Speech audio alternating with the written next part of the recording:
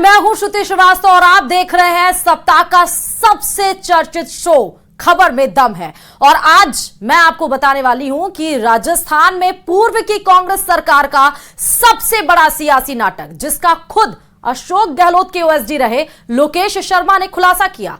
हम उस सियासी संकट को एक्सपोज करेंगे जिस पर पूरे देश की निगाहें थी। वहीं आपको बताएंगे कि सबसे बड़े गैंगस्टर का, गुर्गे के शूटर्स का कबूलनामा भी, जिसने सलमान के घर फायरिंग के लिए कैसे, कब और कहां ट्रेनिंग ली है। खबरें और भी रहेंगी, तो बने रहिए हमारे साथ और शुरू करते हैं खबर में दम।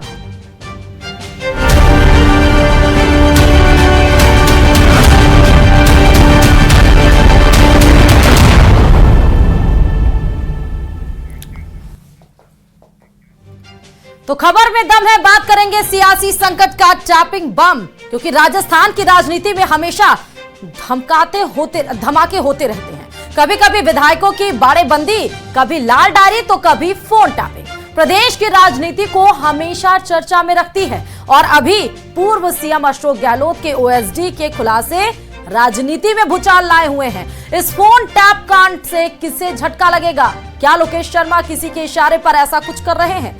देखिए खास रिपोर्ट।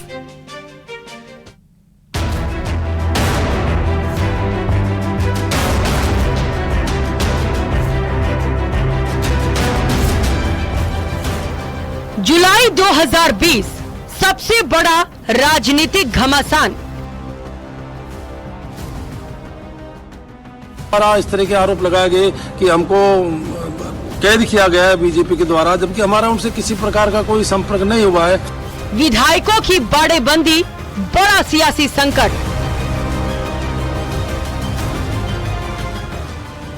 ना हमें किसी ने बंधक बना रखा है, ना हमारे पास कोई बाउंसर बैठे हैं। पायलट और अशोक गहलोत में तकरार कि आप अपनी कुर्सी बचाए रखें, लेकिन उसके लिए आप सही तरीका अपनाएं। की बात की थी हमने, आलाकमान से भी ये की बात की थी कि सचिन पायलट जी के साथ हैं, सचिन पायलट जी के साथ में रहेंगे। फोन टैपिंग और लोकेश का खुलासा। जैसे ही मुख्यमंत्री अशोक गहलोत को पता लगा तो ये सारा का सारा षड्यंत्र रचा गया। जो लोग उनके साथ गए थे उन सभी के फोन्स सर्विलांस पे थे, सभी को ट्रैक किया जा रहा था, इंक्लूडिंग सचिन पायलट। ये वो तस्वीरें हैं जब राजस्थान में कांग्रेस की सरकार थी और सरकार पर सबसे बड़ा सियासी संकट चल रहा था। पूरे देश की राजनीति में सबसे ज्यादा चर्चा राजस्थान की हो रही थी और दिल्ली तक राजस्थान कांग्रेस में घमासान मचा हुआ था। खबर फैल रही थी कि राजस्थान की तत्कालीन कांग्रेस सरकार गिर जाएगी और बीजेपी प्रदेश की कांग्रेस सरकार को गिराना चाहती है। सचिन पायलट मानेसर के एक होटल में अपने कुछ विधायकों के साथ जाकर ठहरे हुए थे और खबरों में गहलोत और पायलट के बीच सबसे बड़ी तनातनी बनी हुई थी। लेकिन तभी विधायकों ने एक और वीडियो जारी कर दिया था। ना हमें किसी ने बंधक बना रखा है, ना हमारे पास कोई बाउंसर बैठे हैं, ना हम कोई बीमार हैं, ना हम कोई आंसू बहा रहे हैं, ना हम वहां आने के लिए तड़प रहे हैं। कि आप अपनी कुर्सी बचाए रखें, लेकिन उसके लिए आप सही तरीका अपनाएं। इस तरीके गलत आरोप ना लगाएं। की बात की थी हमने, आलाकमान से भी ये की बात की थी कि सचिन पायलट जी के साथ हैं, सचिन पायलट जी के साथ में रहेंगे। और आखिर वही हुआ जिसका उस वक्त मुरारी लाल मीणा ने अंदेशा जताया था। 2023 में विधानसभा चुनाव हुआ, सत्ता पलटी और बीजेपी की सरकार बन गई। लेकिन सत्ता बदलते ही पूर्व सीएम अशोक गहलोत के ओएसडी लोकेश शर्मा ने जुलाई 2020 की उस घटनाक्रम को लेकर सारा खुलासा कर दिया। हम सभी ने सुना कि हमारे नौजवान नेता तत्कालीन उप मुख्यमंत्री सचिन पायलट जी ने ये कहा कि हम लोगों की सुनवाई नहीं हो रही थी, हम लोग अपनी बात कहना चाहते थे, इसलिए हम सब लोग एकत्रित होकर अपनी बात को कहने के लिए वही तरीका हमें मुफीद लगा, हम लोग इकट्ठे हुए और आला कमान तक अपनी बात पहुंचाना चाहते थे। लेकिन जैसे ही मुख्यमंत्री अशोक गहलोत को पता लगा तो ये सारा का सारा षड्यंत्र रचा गया। जो लोग उनके साथ गए थे उन सभी के फोन्स सर्विलांस पे थे, सभी को ट्रैक किया जा रहा था, इंक्लूडिंग सचिन पायलट। पूर्व मुख्यमंत्री अशोक गहलोत के ओएसडी रहे लोकेश शर्मा ने लोकसभा चुनाव के दूसरे चरण के मतदान से 2 दिन पहले ही एक प्रेस कॉन्फ्रेंस करके राजस्थान की राजनीति सियासत में उबाल ला दिया। लोकेश शर्मा ने अशोक गहलोत पर आरोप लगाया कि उन्होंने अपनी सरकार को लेकर के सचिन पायलट को बीजेपी के साथ जोड़ते हुए बदनाम करने की साजिश रची और विधायकों के फोन कॉल रिकॉर्ड से लेकर के सचिन पायलट को इस तरीके से पेश किया गया कि वो बीजेपी के साथ मिलकर के अशोक गहलोत की चुनी हुई सरकार को गिराने जा रहे हैं। मुख्यमंत्री अशोक गहलोत ने इस पेन ड्राइव के जरिए मुझे ये सारी ऑडियो क्लिप्स दी और ये कहा कि मीडिया को आप सर्कुलेट कर दीजिए, और मैंने वो काम किया। अगले दिन अखबारों में जिस तरह से खबरें छपी और सभी को ये घटनाक्रम पता है कि जैसे ये ऑडियो क्लिप्स रिलीज हुई उसके बाद मुकदमे दायर हुए और जो सारा घटनाक्रम था कि किस तरह से खरीद फरोख्त की बात की जा रही है, कौन लोग हैं जो सरकार गिराना चाहते हैं, क्योंकि सीधे तौर पर केंद्रीय मंत्री गजेंद्र सिंह जी को इसमें इन्वॉल्व किया गया और ये आरोप लगाया गया कि बीजेपी के लोग सचिन पायलट के साथ मिलकर या बाकी के और जो विधायक हैं उनके साथ मिलकर सरकार को गिराना चाहते हैं। ऐसी मंशा थी ये साबित करने की कि इस पूरे खेल के पीछे भारतीय जनता पार्टी है, जबकि वास्तविकता ये नहीं थी। लोकेश शर्मा के खुलासे के बाद बीजेपी नेता राजेंद्र राठौड़ ने सीएम भजनलाल शर्मा को पत्र लिखकर उच्च स्तरीय जांच कराने की मांग की। साथ ही पुलिस कर्मियों पर भी एक्शन लेने की बात राजेंद्र राठौड़ ने अपने पत्र में कही है। इतना ही नहीं, लोकेश शर्मा ने पूर्व सीएम अशोक गहलोत से उस समय हुई बातचीत की रिकॉर्डिंग भी प्रेस कॉन्फ्रेंस कर मीडिया के सामने रखी और बताया कैसे अशोक गहलोत ने फोन टैपिंग के बाद बातचीत की ऑडियो क्लिप को वायरल कराया था। जी सर, तो अपन ने तो यूज तो किया जो मैं तुम्हें दिया था वो यूज किया ना? हाँ सर, अपन ने तो यूज वो किया था। अच्छा, पर CMR का लैपटॉप था तुम्हारा था? नहीं, CMR का नहीं था साहब, मेरा था। ठीक है, फिर उस लैपटॉप से मैंने उसको फोन पे लिया। ठीक है, फोन में जब कॉपी हो गया तो मैंने फिर सबको वो फॉरवर्ड कर दिया, जो मीडिया का मेरा ग्रुप बना हुआ है।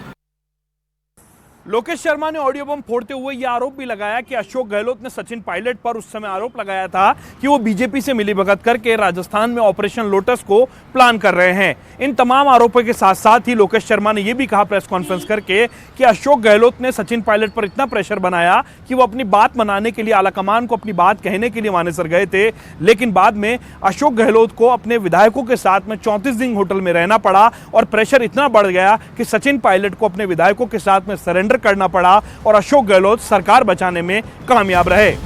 इतना ही नहीं, लोकेश शर्मा ने सारे सबूतों को जांच एजेंसियों को सौंपने की बात कही और पूरे आर पार के मूड में उतर गए हैं। या और भी कोई मंत्री पर भी आरोप लगा रहे हैं? देखिए, मैं तो ओएसडी अशोक गहलोत जी का ही था। मैंने बाकी मंत्रियों के साथ या बाकी और लोगों के साथ तो काम किया नहीं।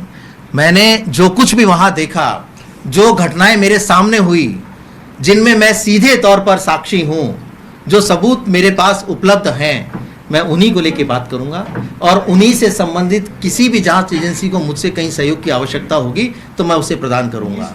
लेकिन सीधे तौर पर जो भी एक माहौल बनाया गया कि गजेंद्र सिंह शेखावत की छवि को खराब करने के लिए, चाहे वो संजीवनी का मामला रहा हो या फोन टेपिंग का मामला रहा हो, जिस तरह से उनको उसमें घसीटने का प्रयास किया और बार बार ये प्रयत्न किया गया कि कैसे उनकी छवि को खराब किया जाए, क्योंकि उनके लिए लग रहा था कि सबसे बड़े दुश्मन वही हैं और सचिन पायलट जी हैं। तो वो जो काम कर रहे थे सिर्फ और सिर्फ अपनी कुर्सी को बचाने के लिए काम कर रहे थे और उसमें वो पूरी तरह से सफल। लोकेश शर्मा के इन तूफानी बयानों से सियासी घमासान मचा हुआ है। पीएम मोदी, सीएम भजनलाल शर्मा सहित पूरी बीजेपी कांग्रेस पर हमलावर है। कांग्रेस के मुख्यमंत्री के करीबी ने कल एक बड़ा चौंकाने वाला खुलासा किया है और सार्वजनिक रूप से किया है और अभी तक कांग्रेस के मुंह पर ताले लगे हुए हैं। वो कह रहे हैं कि पेपर लीक यानी नौजवानों के भविष्य के साथ इतना बड़ा खिलवाड़। वो कहते हैं कि राजस्थान में जो पेपर लीक हुआ वो पेपर लीक में गहलोत सरकार, कांग्रेस के गहलोत की सरकार खुद शामिल थी। अशोक गहलोत साहब के ओएसडी ने जिस तरह की बातें कही हैं और उन्होंने जो खुलासा किया है वो मैं ज़्यादा नहीं कहना चाहता, वो आपके सामने है कि हम कितना राजनीति में कैसा करते हैं, ये सभी आपके सामने है। मैं आपको बताना चाहता हूँ, जनता जवाब देना चाहेगी भ्रष्टाचार का, जनता जवाब देना चाहेगी युवाओं के साथ पेपर लीक करके किया कुठाराघात का, जनता चाहेगी तुष्टीकरण का जवाब देना। बीजेपी कांग्रेस पर हमलावर है। राजेंद्र राठौड़ जांच की मांग कर रहे हैं, तो वहीं कांग्रेस ने लोकेश शर्मा के बयानों को सिरे से खारिज कर दिया है और इसे गलत बताया है। ऑडियो कोई कुछ बना सकता, ऑडियो में क्या है, ऑडियो दम है क्या?